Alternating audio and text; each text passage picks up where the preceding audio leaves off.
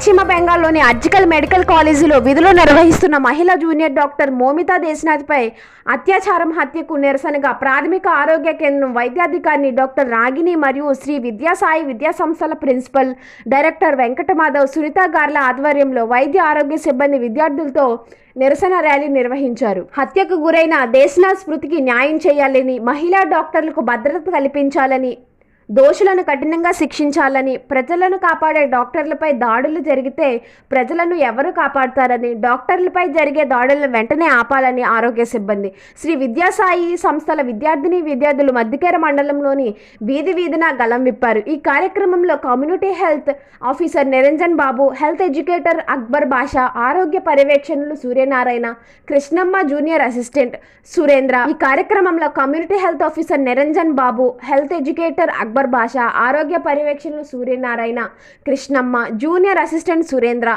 ఆరోగ్య కార్యకర్తలు, హెల్త్ ప్రొవైడర్లు, ఆశా కార్యకర్తలు, పాఠశాల సిబ్బంది పాల్గొన్నారు.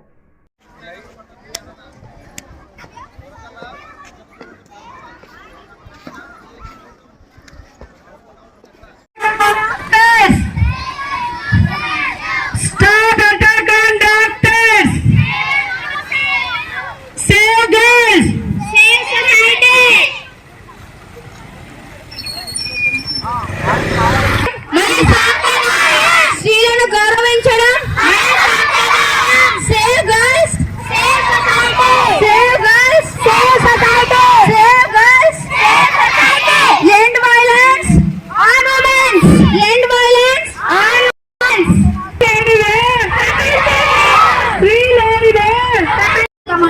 కానీ సమాజం తిరిగి మనకి ఏమిస్తుంది?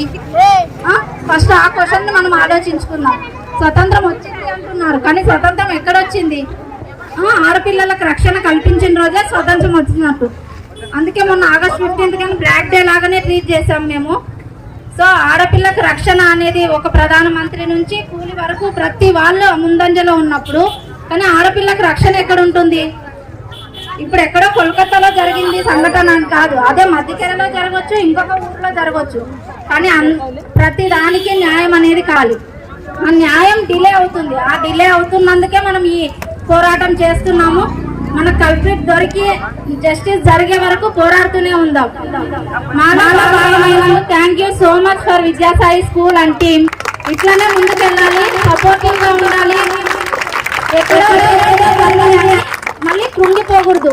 ఇప్పుడు మన పేరెంట్స్ లో ఒక భయం స్టార్ట్ అవుతుంది ఖచ్చితంగా. అంటే ఈ గ్రామాన్ని ఉద్దేశించి ఆడపిల్లని పంపించాలి అనే వరకు రావచ్చు, కానీ అది కాదు. ఆడపిల్ల ప్రతి దానికి ముందడుగు వేసి రక్షిస్తుంది. దేశ సైన్యంలోనే పోవడానికి రెడీగా ఉన్నప్పుడు దీంట్లో ఎందుకు రెడీగా ఉండలేం? ఖచ్చితంగా మౌమితకు న్యాయం జరుగుతుంది. అంతవరకు ఈ పోరాటం ఆగదు. Thank you for supporting us.